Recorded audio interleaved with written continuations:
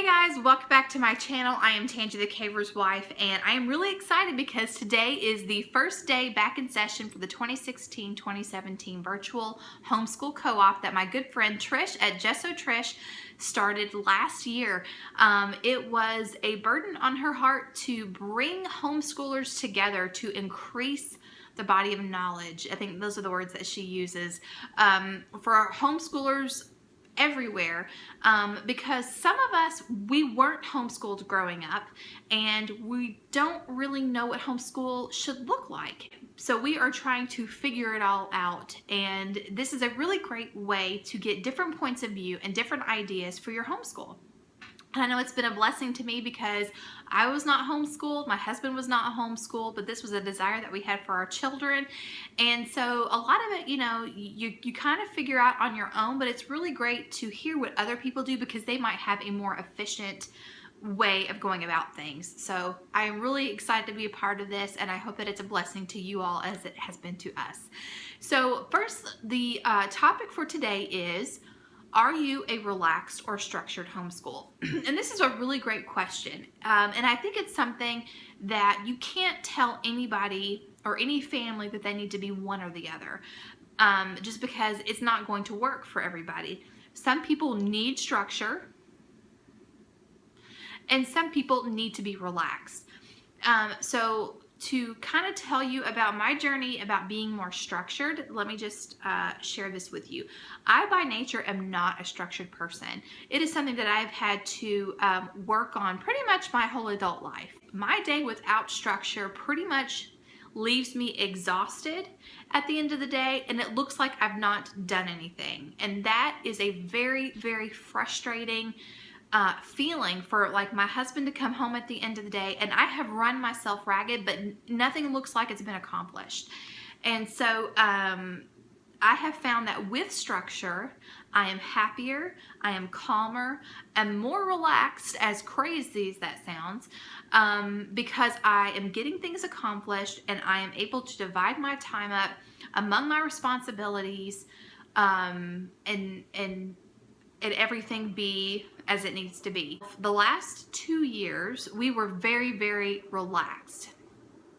So school wouldn't start until like way, way late in the afternoon. And you know, by then my kids really aren't interested, and they're, you know, they just kind of half-heartedly do whatever because, hey, it's at the end of the day, and that's really their clock is telling them this is the time, is, you know, we don't need to work. It's time to chill out. And anyway, it was just, I have found over the last couple of years that that has not worked for us. So this year I have implemented a more structured homeschool routine. And so far it's working out really, really well, the days that we actually stick to the routine. Now, if we don't, then I find that my kids are it's harder to get their attention. It's hard to keep their attention. And it just, my day does not feel good at the end of the day. I feel like things are left undone and I'm frustrated. So for me, sticking to a routine is key to feeling better at the end of the day. Now, today is not a structured day. Today started off wonky. And so I'm hoping, I'm going to borrow a term that I heard from J. Morrell Stewart at the Encouraging Homeschool Mom. She has sometimes talked about redeeming the day, and today is going to be one of those days. Redeeming the day just means, okay, the most important things I had at the top of the list, that's what we're going to knock out right now, and if I can get that done, then I'll be happy. So sometimes that means we don't have time to do our geography or our science, but we are going to take care of math and reading. Like, that's like the most important thing to do today.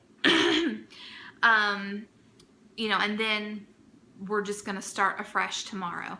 So that's kind of what today's looking like. And that's okay. That's okay. Just as long as what I do is if I have an off day, then the rest of the week I try to keep it as structured as possible.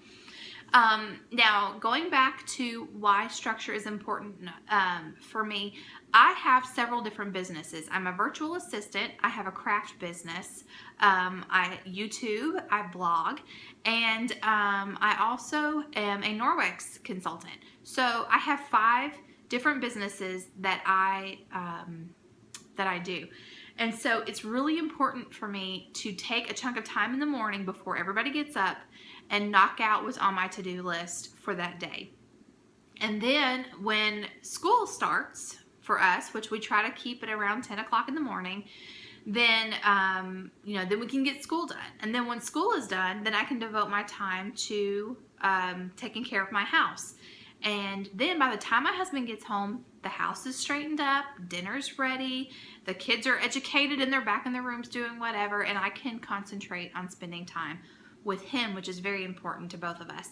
And there have been some days when I worked some in the morning, I worked some in the afternoon, and then I worked some at night when he was home. And sometimes you just have to do that, but it's not ideal. It's not ideal at all. So that's why it's important for us to be a structured homeschool. We are still pretty relaxed, I think, compared to some other homeschoolers that I know, but we are leaning more toward the structured just because at the end of the day, I have peace and I feel more accomplished, and it just works so much better. The first part of the question I geared toward routine. Now I want to talk about, is our curriculum relaxed or structured? And the answer is this year it is more structured than it has ever been.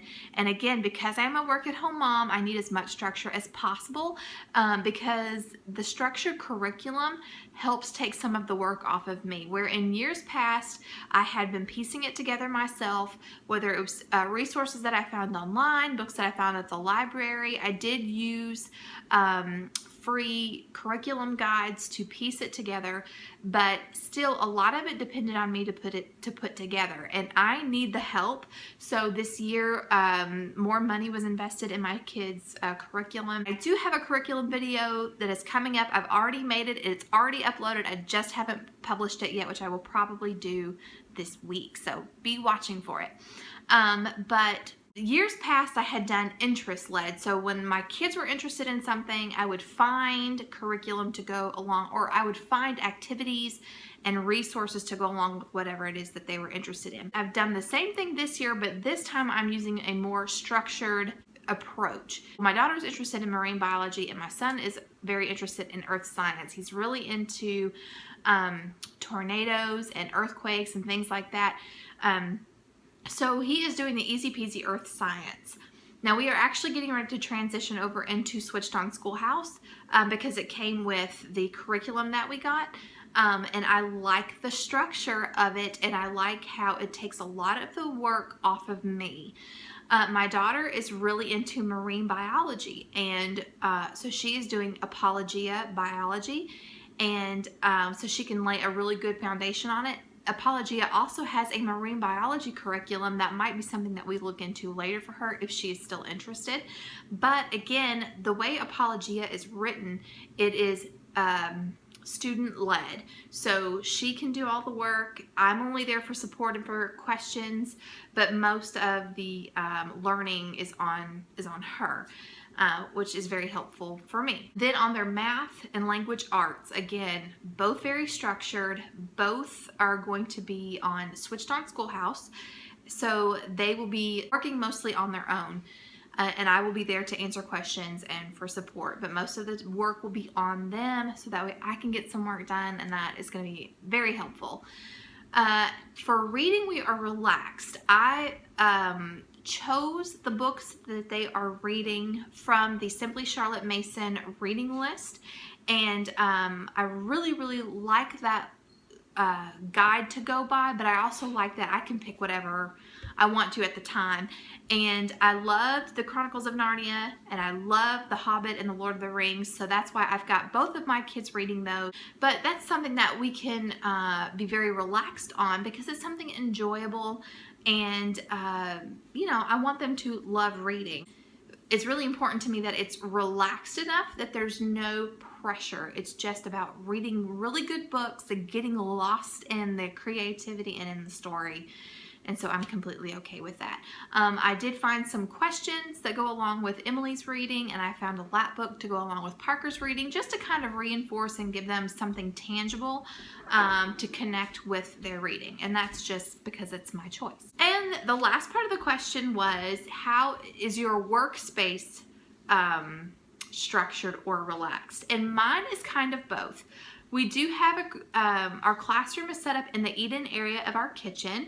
As you can see, I have a desk behind me, and then we have our some of our U.S. geography things back here on the wall, which we're going to start filling in today with animals. This is for animal classification behind you, and I will actually link a tour of our homeschool area up in the corner. But I've got an old antique dresser that we use to store our books and art supplies and extra school supplies. We have maps. So it's a very structured learning space. However, usually what ends up happening is especially during reading, when the kids are reading their books, they like to go in the living room and crash on the couch and, you know, cuddle with the dog whenever they're when they're working. So it's a very homey atmosphere, and they enjoy it, and we have, like, I love the bright colors, and they do too. It's just, you know, it creates a pleasant environment, and that's really important. So so we are very structured in some areas, and we are very relaxed in other areas, and so far this year that is working out a lot better than what we've done in previous years. Okay, so this video ended up being a little bit longer than what I anticipated, but I've got to get this uploaded. So don't forget to check out the virtualhomeschoolcoop.com for all of the awesome links, all of the YouTube channels, and all of the bloggers that are going to be linking up. Okay, so that's it. I hope you guys have enjoyed this video. I hope you found it helpful. And as we always say here at The Caver's Wife, until next time.